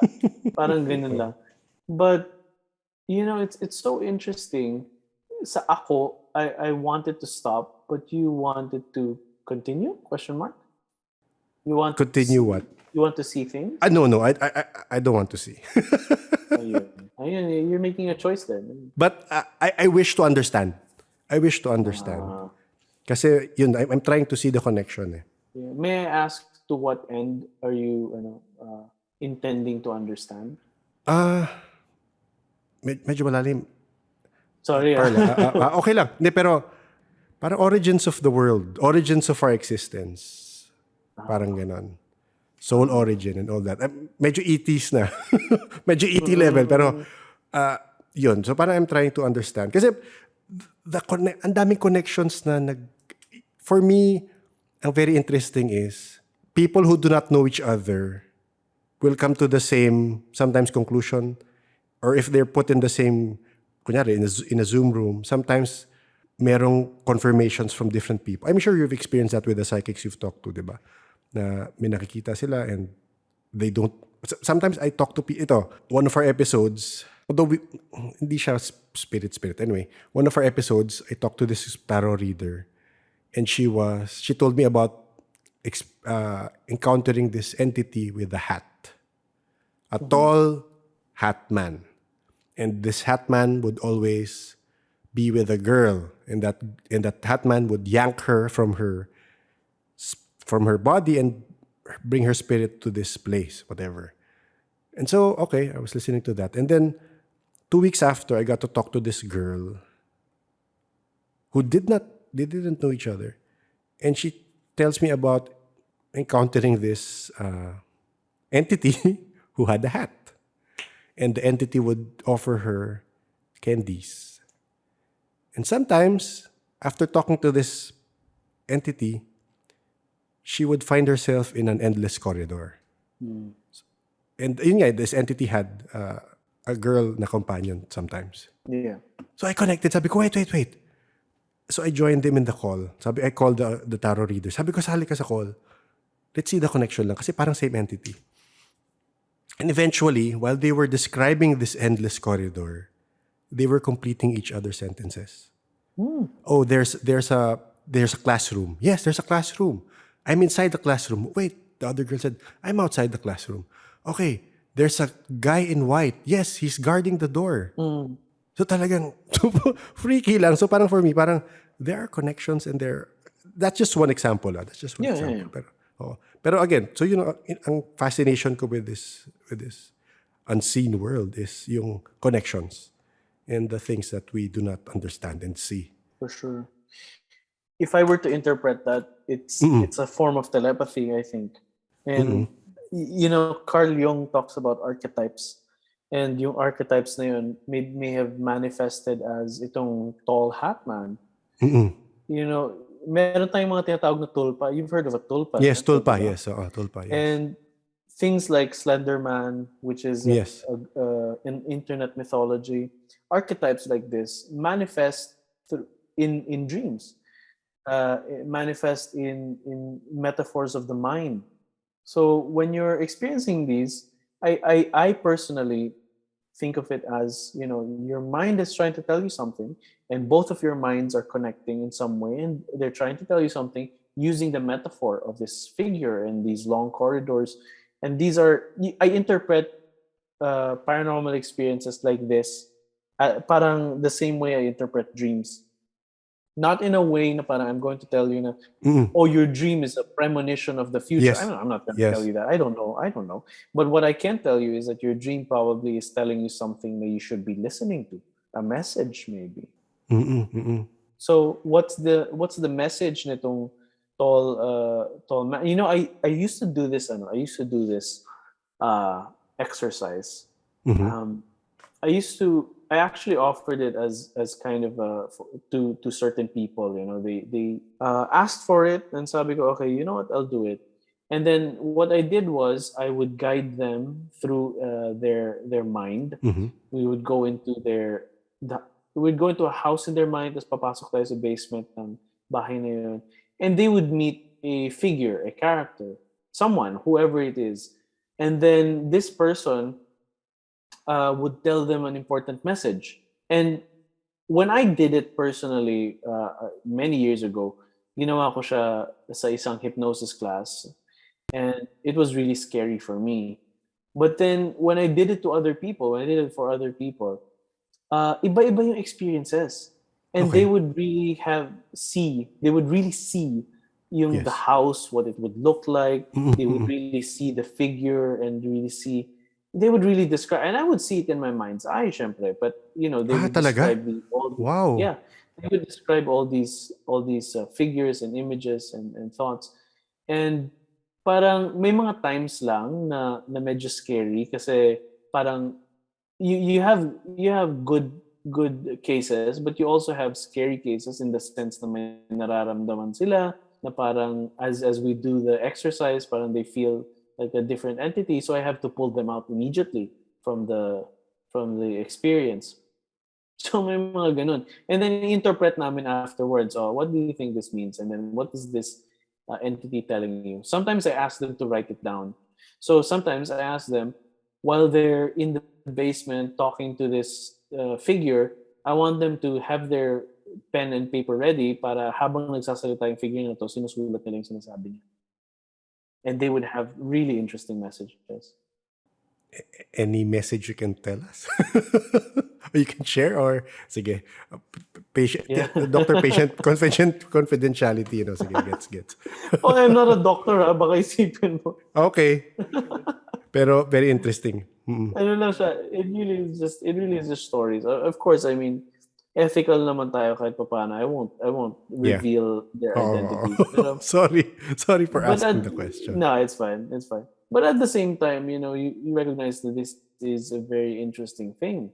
And in some cases talaga, when I do this, ang tagal ko na siyang hindi ginagawa kasi I stopped doing it kasi it's something na parang I don't know if I can handle it a lot. I don't know if I can handle a lot of cases, but I did handle a lot of cases talaga. It's just that I don't know if I can still do it. Yeah. Pero similar, Carl, yung sinasabi mo, similar yan to how people sometimes describe their intuitive abilities. So when I've asked this, listeners have told this to me who are psychic. Sometimes they would listen to a story, podcast episode, and then they would be transported. They would see, kunyari, the person is talking about, oh, when I was young in this house, I saw this entity in my house. They would be transported there. Similar to what you were saying, na you could see the house, you could see where they were going, you could see if there was an entity. So it is Yeah. may sensitivity ka, Carl, na yun. Does this not happen to you when someone tells you a story? Na No. hindi mo nakikita? No. That's interesting. I can try to imagine it, but it does not manifest that way in my mind. Parang, if they're telling me, oh, I'm going through a door, I will see a generic door. Pero intuitives, when it happens to them, they will be able to describe the door. So, kunyari, sinabi ng person that let's say you were guiding a person. Okay, I'm going to this door. To you, you see the door, it's red, there are wood carvings on the side. Oo, ganon. Pero for me, I just see a door. Parang ganon. So yun, Carl, meron kang meron kang unaccepted abilities. Pero yes, it is a sensitivity. You know what? I don't know. Hindi ko pa siya na fully explore. And the thing is, kasi I am very much in the analytical research field. Yes. Oo. Ang hirap. Ang hirap nung case mo. Oo. Ang hirap talaga. I am scared. I am. I mean, I can't. Of course, ina-admit ko naman. Yes, I am somewhat reluctant about it kasi I want to stick to that distance of psychology. Kasi psychology is such a grounding force. Ang ganda ng psychology is because as much as I can explore these things, I'm still anchored in the world. Yes. Pero at the same time, parang, as you mentioned, as we're talking now, oo nga, no, parang I might be a reluctant empath or something. Ewan ko pa. I might... Ito pa, with regards to when you mentioned empath. So, one of the people we've talked to, medyo suki yun, lagi nag-guest rin. He told me, kasi he had this ability ever since he was a kid. So I asked him, how are you able to identify if the spirit you saw was a human spirit or an elemental? So I'm not sure if you get this empathy. So for him, if he sees a human spirit or senses a human spirit and he gets the emotion, anger, hate, sadness, he's sure that is a human spirit. But if he doesn't get anything, no vibe from this, kasi elemental sometimes from the stories, they appear as, sometimes they shapeshift in a way as humans. So if he doesn't get a vibe, no emotion, he can probably say with 90% accuracy, okay, elemental yan. So I'm not sure if when you see the spirits, when you saw the spirits before, was there an emotion attached to them? An emotion attached to them. I don't know. Parang, yeah, I don't know. It's more about my feelings about them. Okay. Pero, ano siya? That's so interesting, no? Kasi I feel like they're trying to describe something na right brain talaga. Pero ngayon, I'm looking at it from the left brain. So I don't know. I don't know. Feelings, emotions. Ewan ko grabe. You know what, Nick? Talaga, I never thought about that before. I never really dove deep into this. Kasi ako, I'm scared eh. I really feel like... Don't be scared. No, I really feel like there's this thing. Well, you know, it's easy to say for you kasi hindi mo nakikita. Tama ka dyan. Easy to say for you. Pero Tama ka dyan. I'm telling you, it can be scary. Pero I mean, I know what to... theoretically, supposedly, I know what to do naman. But it's just that I don't want it to happen. Parang ayoko naman talaga. And I feel like there's a lot of things I'm reluctant to explore. So I stick with the things that are, that are interesting, that are, these stories. I like stories. I like hearing stories. And I like reading into these stories. Oo nga. Kaya yun yung focus ko. Research, reading stories, telling, and I try to, yun nga, parang maybe I should start looking into my own experiences then. But that's the topic din nung book that was recently published. Yeah. Oo nga pala. Tell us about your book. It's a series. It's a very short, slim.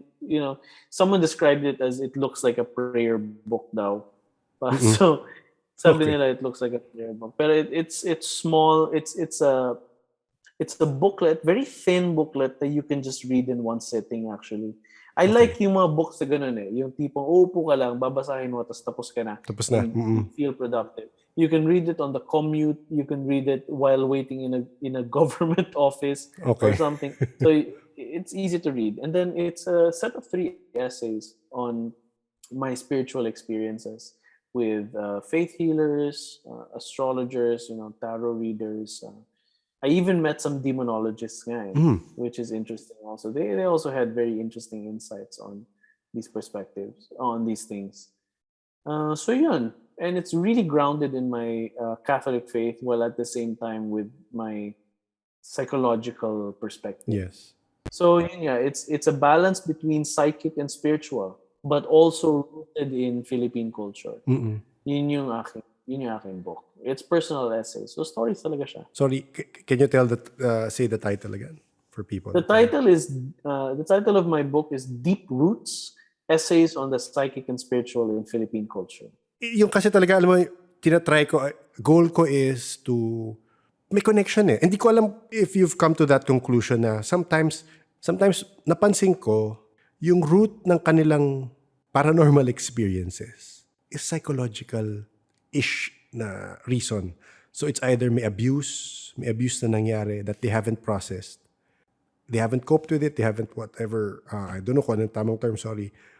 And that is what attracts. That is what attracts the entities that go near them. Sometimes ganun. So parang magandang ma-realize ng mga psychic na, I mean, kasama ka doon na you can see spirits, you can feel things. Yun nga tatanong ko later, pero maganda ma-realize nila na may connection na parang you have to deal with yourself first. Parang before you dive deep into the spiritual world, part of the cleaning yourself or part of the improving yourself, you have to get rid of your, sabi nga nila shadow work, or di ko alam kung shadow work yun, pero parang your baggage, parang ganun.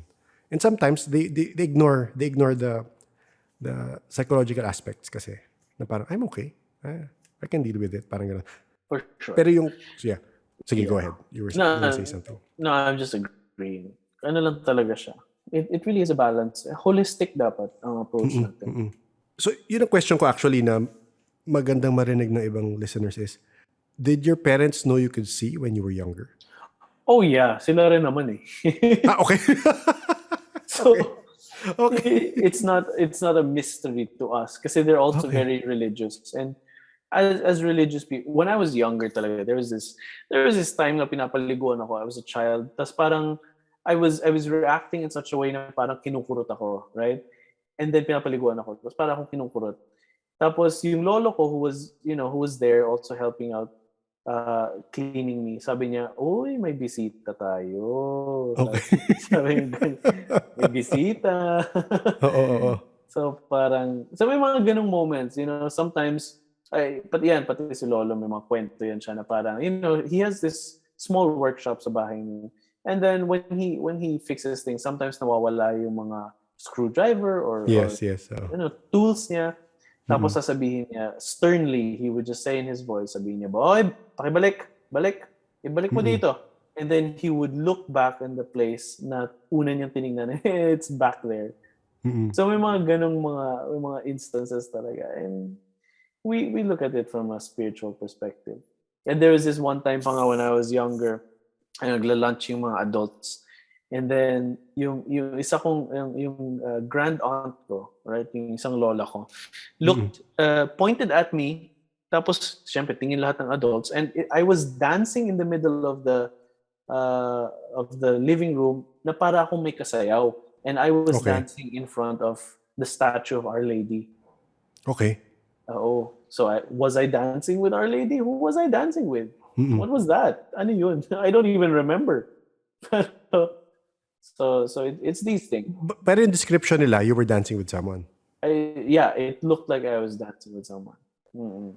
So yeah, may mga ganyan moment, and it's not weird to them because even they see things, mga experiences. Na, for example, I remember this story in kwento siya. Um, na wala pa ako noon wala I wasn't alive yet, pero they had this experience na as if may batang pumapak sa kama.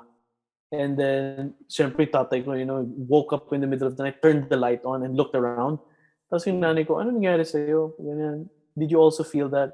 Tapos my father is a very practical man. Hindi naman siya, he doesn't really want to think about these things. So he just shook his head, went back to sleep. Parang wala lang. But it's still something. Yeah. It manifests as real things. I don't know. And your mother ko has a lot of these stories. I don't know if I can't, I'm not my story to tell, but she has a lot of these interesting stories also. Grabe. We sat down one day, we just telling stories. So it's been passed down. I don't know. Could it have been part of culture or something, or the family generations of people who can see. I don't know. Kasi meron, may pattern May pattern. Again, from the people I've talked to, it's usually passed down. Genetics. Ang weird, parang paano naging genetics yun? Pero yes. So. Oh, there was actually a study that looked into that. Is ESP genetic? Hindi ko nabasa yung buong paper kasi yung dense masyado. Sobrang scientific. Pero it's an interesting thing to look at. Yung twins, they do twin studies and they show na meron nga talaga silang telepathy in some way at some level. And here's something that might interest you. It has been shown in a study na people with a little bit of damage in their part of the brain that censors things sa inhibition. If there's a damage to that portion, they're more likely to be able to manipulate things in the world. So they were asked to look at an don't fact check me kasi I'm just sige. There's this study na they're looking at a bunch of numbers and they're trying to manipulate the sequence of numbers sa machine. And people who have some kind of damage in the part of the brain that inhibits thought. So ibig sabihin wala silang inhibition, di ba? Because they're damaged in that part of the brain. So they're more likely to be able to actually control the sequence of numbers. Galing, no? So may mga ganyan. So could it be that there's a part of the brain that actually acts as a sensor for psychic activity? And actually in chaos magic, meron tayong tinatawag na psychic sensor. And the psychic sensor is the one that's helping us. Kasi imagine if you opened yourself up to all stimuli, all telepathic stimuli, you'd go crazy. Kasi imagine kung natanggal yung sensor mo. Yes. Imagine kung natanggal yung psychic sensor mo. Then suddenly you hear everything, you see everything, all dimensions all at once. That's insane. You won't be able to function. That's a good question to ask you. What is your current belief with the parallel dimensions or alternate dimensions? I believe in na totoo siya. Even in I think it's quantum physics or quantum mechanics. Basta there's this idea na for math to work, it has to be 11 dimensions at least. Okay. For these formulas na ginagamit nila in physics to make sense, there has to be at least 11 dimensions. And it starts with it starts with a dot and then a line and then a plane and then 3D. We're in the 3D world. Yes, we're in the 3D. Time is experienced as the fourth dimension is experienced as linear time. But once you get to the fourth dimension, you can manipulate time. And then fifth and then sixth and so on to the 11th, where you can actually move from one timeline to another na talaga. Yes, oo. Singularity na yun, grabe. May mga na-interview kami na meron from Amsterdam, meron from Netherlands, na they've encountered time elementals that show them the stream of time. Tapos recently, di mo recently, mga February this year, may nakausap ako from Philippines naman. May representative tayo. May representative tayo who's parang ganun, parang these time elementals would give her instructions and they've shown her also the stream of time. Pero parang sobrang interesting na we talked to this girl na psychic na who was in communication with extraterrestrials, and they said, dyan lang sa inyo, sa 3D world nyo, parang may construct of time. Pero yun nga, sa pag hindi ka 3D world, you can shift timelines, you can shift dimensions, parang ganon. Yeah. So very interesting lang. Yeah. Grabe, no? It's kind of bizarre when you start to think about multiple parallel universes and so on. Pero I don't know. I don't know. I really as a researcher. I mean, the point of being a researcher is to acknowledge that I don't know everything. That's why I'm doing research. It's because I don't know. So that's the point of it. I started I don't know if it's super recent pa siya, pero siguro a few months ago I started this project. It's called Diwa, as in sikolohiya at Diwa, psychology and the psyche or the will. It's a project that explores the psychology of Filipino spirituality as it manifests in transpersonal experiences like paranormal experiences, spiritual, whatever. And I love this work because what I'm doing, I look into how the transpersonal experience manifests in, for example, cultural values. When we talk about kapwa, we're actually going beyond ourselves. And, pakikiramdam is a kind of cultural telepathy in some way. You actually literally feel with or have the vibe of the other person there. That's a cultural telepathy. That's telepathy. So, I look into these things and nagulat nga ako kasi at first I just thought, I'm enjoying doing this thing. It's just for me, personal lang naman talaga. And then I started getting an influx of followers from the US, Canada, Australia. So tinitingnan ko, sabi ko, okay, half of it are from the Philippines. Pero almost half of it, more than a quarter of my followers are actually from the US, mostly mga Phil-Am. And you know what they're trying to do? They're trying to decolonize. That's what they're doing with this study. As you explore Filipino spirituality, going back to your roots, they're trying to decolonize.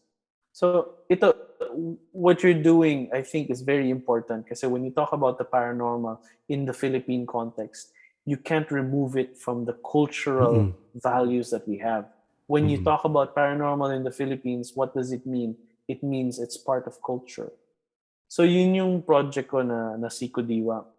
Filipino culture and sobrang sobrang Father Bulato called it the transpersonal worldview, and it manifests as spirits, manifests as ghosts, encantos, duendes. So it really is so beautiful, sobrang ganda. Question lang, have you observed na iba yung attitude ng attitude ng Filipinos with regards to mythological creatures sa provinces and here sa Manila? Oh. Yeah. Ang daming kwento sa province. I remember, sa province namin, we had this thing na... Can I ask, ano yung province? Well, yung mother ko is from Negros. Father ko is from Davao. So sa Negros, it's a lot of sugarcane farmlands, ganyan. Nakakakita sila ng tinatawag na San Telmo, yung lumulutang na fire, and don't touch it. Tapos, dito sa Manila kasi iba yung stories natin. Iba yung dating ng mga but the stories still persist. I mean, meron pa ring mga here's an example. Here's a case. Kalimutan ko, ikikwento ko dapat to kanina pero nakalimutan. Okay, go lang. Meron kaming kasama dito sa bahay noon na came from the province, started living with us. Tapos she got this illness na hindi ma-figure out ng doctors, hindi gumagana yung medicine and so on. So she called her mother from in the province, and sabi ng mother niya, oh, may papadala akong albularyo dyan. Ngayon, yung albularyo, turns out, hindi pala siya pupunta physically, kundi astrally. Oo, astral, yes. Oo. And then so nagpaalam siya sa mother ko, ito yung mangyayari, ganyan. So yung mother ko sent a message to my uncle in Rome, sabi niya, what do you think of this? Tinawagan siya nung tito ko and said, do not invite them into your house kasi hindi mo alam kung anong spirit ang ipapadala. Do not invite them into your house. So again, going back to that story, na always, if you're doing something with spirits, make sure you know what you're doing, because there's a lot of spirits, like you mentioned nga kanina, a lot of spirits will trick you into doing things. So, we leave it na medyo mystery na yung uncle mo sa Rome, meron siyang alam doon, okay? Of course. meron silang practice doon. As a priest, of course. As a priest, okay, you should believe it. Otherwise, anong klaseng priest ka na you don't believe in spirits? Spirits, What kind of priest are you? What kind of religious figure are you na hindi ka naniniwala sa invisible things, right? Ay, nako. Ang galing. So, Carl, thank you. And baka kailangan ma-accept mo. Meron kang sensitivity na kakaiba. Hindi, kasi promise, yan yung for me, parang biglang ting ding ding. Kasi some people na parang I'm just telling them na, oh, we went to this place, and kunyari may nagkukwento na I saw this house, biglang magko-comment yung isa, red door ba? Oo, red door. How did you know? So ganon.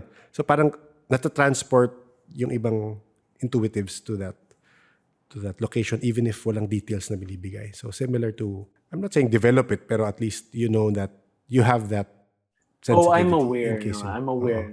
Pero it's just that I don't know if I want to develop it further. Yun lang yes. But I don't know. Maybe I should ? Well, something to figure out eventually. But thank you for itong discussion natin today feels like I just opened something in my mind. Sorry. No, it's not a bad thing. It's actually interesting. So something to think about also. Baka ang dami kong kwento na hindi ko na-realize is actually paranormal, Yes. Kasi like I said, all these things just happen to me as if it's just there. Alam mo, nandyan siya. Okay. So it doesn't really, it's not remarkable to me, but knowing that these are paranormal things pala, to other people it would be really bizarre. So ganun siya. Interesting lang. Oo. Ayun. Thank you, Carl. Thank you so much. Yeah, thank you. Maraming salamat uli kay Carl sa pagpayag na maging guest. Kung susundan nyo ang ilang social media ni Carl, makikita nyo ang ilan niya pang intellectual na analysis sa mga aspeto ng paranormal. Pwede nyo rin basahin ang libro niyang Deep Roots. Maglalagay ako ng link sa show notes para sa mga interesado. Maraming salamat rin kay Ellie, isa sa ating mga past guest para sa referral. Kasi may nabasa si Ellie na parang article ni Carl sa Medium, I think. At sinend niya ito sa akin, and sabi niya, baka gusto kong ma-interview si Carl. Pero yun nga, ilalagay ko rin yung link ng kanyang article sa show notes. Para sa akin lang, parang maganda gawin yung style ni Carl na iisipin niyo muna yung bakit ko kaya nakikita yung spirit. At galing doon ay pa-process niya kung ano yung nakikita niya. Suggestion lang naman, baka sa ibang nakakakita, gawin nyo rin yun bago kayo unahan ng takot. Pero gaya na point out kanina sa usapan with Carl, ang dali para sa aking sabihin yun na huwag kayo matakot.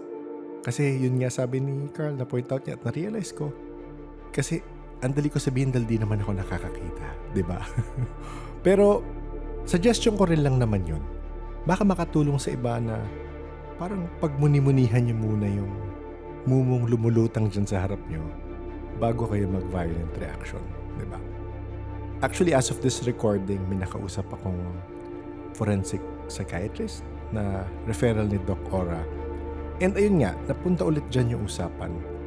At ang partial takeaway ko dun sa usapan namin, syempre hindi ko pa napaprocess na maayos, meaning napaprocess sa utak ko na maayos, is ideally magka-process ka rin papaano mo i-digest yung napaperceive mo, nakikita mo, nararamdaman mo, or naririnig mo bago mo pasukan ng emotion or takot. Oo, magugulat ka, accept mo na yon. Pero pasukan mo rin muna ng analysis bago ka dumiretso dun sa part na tatakutin mo yung sarili mo. Andiyan na sila eh. Wala na tayong magagawa, di ba? Lagyan mo na ng konting pag-overthink bago ka mag-jump into your emotions. Again, it is easy for me to say this, but I feel it will help others process the experience bago sila magkaroon ng fear o mag-develop ng fear o mag-develop ng anger or whatever, di ba? Well, kanya-kanyang paraan lang naman yan, di ba? And I'm sure narinig niyo yan sa ibang older episodes. Meron ka bang mga personal experience na naalala mo sa mga kwento ni Carl kanina? Kung gusto mo share yan, baka gusto mo yan email sa paranormalsph@gmail.com. Kung ito ang unang episode na napapakinggan mo, welcome at salamat sa pakikinig. Ang Paranormal Podcast ay collection ng iba't ibang paranormal na kwento na kadalasan ay first-hand experience. Karamihan ay mga kwento sa Pilipinas, yes. Pero minsan meron rin akong nakakausap na taga-ibang bansa. Kasi yun nga, sa nagbago kong pananaw, yung mga elemental natin sa Pilipinas, may mga counterpart rin sila sa ibang bansa. Iba lang itsura nila, iba lang ang tawag sa kanila. Pero yung tinatawag na energy signature nila, yung amoy, yung pakiramdam, at iba pa ay magkakapareho. Kaya't magandang mag-compare and contrast paminsan. Hindi ko naman sinasabing parehong-pareho bawat bansa, di ba? Pero nakakaaliw lang makita yung similarities. If you enjoyed this conversation, you might want to subscribe so you can be updated if there are new episodes. You can check us out on Facebook, Spotify, or YouTube. Ayan, nandito na naman tayo sa ating pagbabasa ng YouTube at Spotify comments. Ito yung reactions naman sa Spotify for episode 133, ang bumisita. Sabi ni Casey, is this a replay? Parang I've heard this na from a previous episode. Hi Casey, hindi ko na-clear up yon. Yung first part na school story ni Mel ay nasa School Stories Part 1 na episode. Sinama ko dito para mas mag-make sense yung kwento ni Mel leading up to her experience sa kabilang mundo. So, salamat sa pag-message at sa pagpuna. Yun nga, sa mga nakikinig, yung first part ng episode ni Mel sa 133 ay repeat nung School Stories episode niya. Sabi naman ni Cadena 06, 5 out of 10. Aba, may grading system si sir. Pero salamat sa feedback, Cadena 06. Sabi naman ni Ginji, 28. May bago pala dito direct. May pa-sound effect ka na. Pinto, hagdan. Oo. Actually, Ginji, luma na yan. Well, hindi ko na siya masyado na ginagawa. Pero baka dapat makinig ka ng mga past episode, mga naunang episode. Mas nag-experiment rin ako sa mga ganyang sound effects doon. May mga storya kasi na binabagayan. May storytelling style rin na mas bagay yung sound effects na papasok. And kung hindi siya bagay sa pagkwento, hindi ko naman siya pinapasok. So, ayun. Baka gusto mong mag-check nung earlier episodes. Meron pa akong mga sumisigaw, may mga apoy, may mga ganun. Pero up to you na. Suggestion ko lang, pakinggan mo rin yung kung na-enjoy mo yun. Yung ganyang sound effects. Ang sabi naman ng ating suki na commenter, si Sky Chrisford, mukhang nasagot niya ang ating huling tanong. Sabi niya, sinubukan ko naman mag-attempt, pero wala na eh. May mahal na siyang iba. Okay lang yan, Sky Chrisford. Minsan talaga may mga taong hindi tinadhana sa atin. And as much as we try, kung di talaga gusto ni universe, hindi talaga. Ang maaabiso ko na lang bilang Dr. Love in training, maghintay ka na lang na makamit ng tao na gugustuhin at mamahalin ka sa kung sino ka ngayon. Hindi yung magbabago ka pa ng ugali at asal para lang magustuhan ka. Baka gusto mong mahalin muna ang sarili mo. Kasi pagtagal niyan, baka may makilala ka rin na mamahalin ka gaya ng pagmamahal mo sa sarili mo. Hindi yan joke, ha? Okay, sa YouTube naman tayo, panandalian. Ang tanong ni Ariety 7830, BT. Anong BT, by the way? Sabi niya, BT, ano po ba ang smell ng bad elemental, spirits, or demon? Wala po kami idea. Hi, Ariety. Ghibli fan ka rin ba?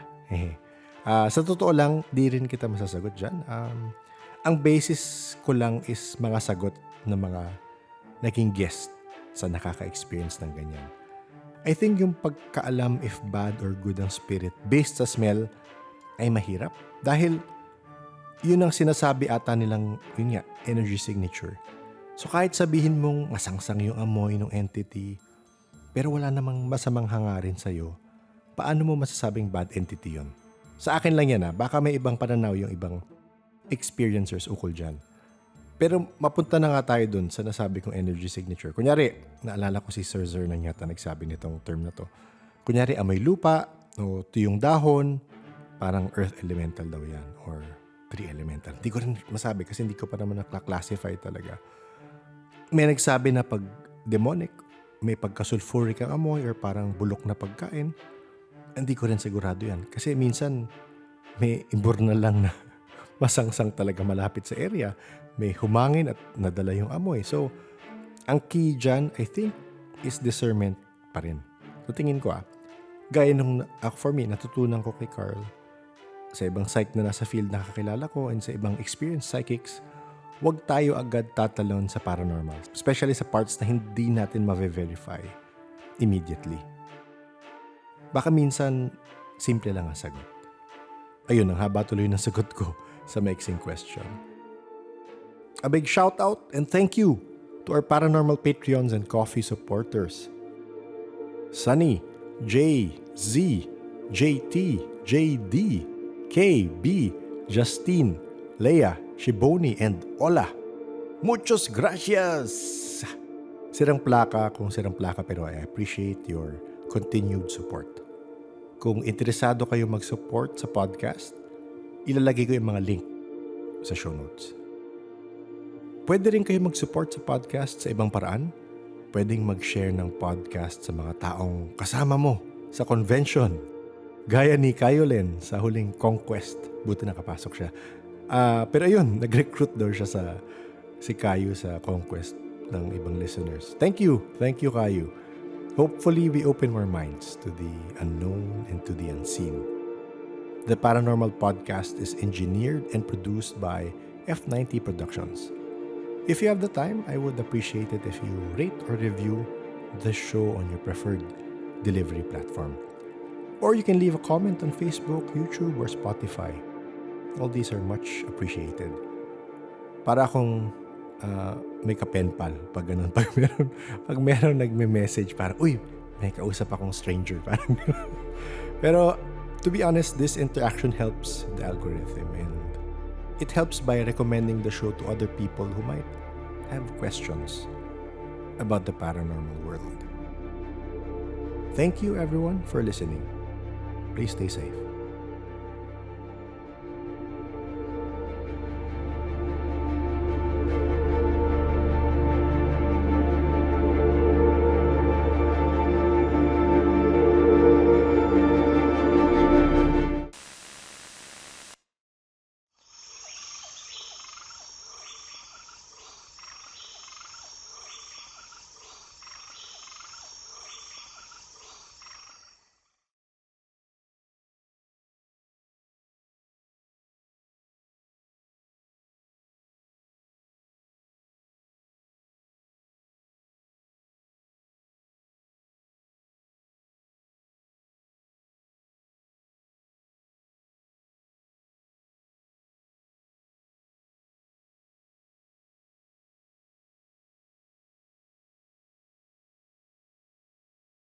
What's up, what's up, LL peeps? Okay, medyo rant lang ito kasi recently may nabasa ako sa isang Facebook group, yung Best of the Best Manila. May nagtanong na best of the best way to rid someone of black magic love spell. And medyo ang lungkot lang dahil ang daming sumagot na parang nangaasar pa. Yes, ano yun, safe space supposedly nila yun. Pero wala lang, naintindihan ko na maraming taong hindi naniniwala. Alam nyo naman yan. Ang dami nyo naririnig sa mga kakilala nyong hindi believer, di ba? Pero sana may konting empathy ang mga non-believer. Di naman magpo-post yung tao ng ganyan para maging katatawanan lang, di ba? Malamang meron talagang dinaramdam or may concern, serious concern ang tao. Kaya, for me, naalala ko yung sinabi ni Mel sa episode niya, sa episode 133. Sorry, nakalimutan ko, Mel. Pero yung sabi niya na pag meron kayong kaibigan na mag-open up sa mga bagay na di ka panipaniwala para sa inyo, and kaibigan nyo naman yun, makinig na lang kayo. Huwag nyo na i-refute, huwag nyo nang pagtawanan, huwag nyo na i-mock. And gaya nung sabi ni Carl, na-experience nila yun eh. Sa reality nila at sa perceptions nila, na-experience nila yun. So sino ka para magsabing hindi yun totoo? Sino ka para magsabi na kalokohan yung na-experience nila just because hindi mo na-experience? Sorry, rant lang talaga. Siguro kailangan ko na ilabas. Pero naalala ko to sa nung height of COVID na merong mga tao na madali yung COVID experience nila. Meaning nagka-COVID sila, mild lang, walang serious na nangyari sa kanila. So for them, sus, ano lang naman yung COVID? Tatamaan ka lang, tas ganyan na eh. Pero may mga kilala rin ako na tinamaan and medyo grave yung nangyari sa kanila. May mga nabuhay, yes. Pero grabe daw yung pakiramdam. As in, ang pagka-describe ng isang kaibigan ko, sabi niya, parang nilalabanan niyang huminga para mabuhay siya. Noong isang 1 or 2 nights niyang ginawa yun. So, diba, nagigets nyo na, your experience is not the universal experience. Everyone has a unique experience. So, why will you mock someone or why will you make fun of someone na may pinagdadaan ng medyo serious? Diba? Wala lang. Parang, kaya nagigets ko yung fear ng ilang psychic na pag mag-out sila sa society or sabihin nila sa ibang tao yung experiences nila in a public setting, they will be mocked and judged for it. And gaya ng witch hunt nung 1450s to 1750s, baka maganyan rin sila ng mga taong close-minded at takot sa mga bagay na hindi nila naiintindihan or hindi pa nila na-experience. It's sad. It's frustrating. Pero that's the reality of it. Pero yun nga, kung meron mang listeners na hindi kayo nakaka-experience, try to be empathetic to people who say that they experience these things. That's the least you can do. Or just keep quiet. Kung di ka man naniniwala, tumahimik ka na lang. Ano nagawa nung sinabi mo? Hindi naman totoo yan eh. Kalokohan yung na-experience mo eh. Ano nagawa nun? Diba? Pag-isipan nyo na mabuti. Di ko sinasabing, snowflake naman to, nasabi ko lang ganito, nag-react na. The fact na nag-open up sila about it sa inyo means they trust you enough, probably, to say it to you. So, yun lang. Pag-isipan nyo bago kayo magsalita.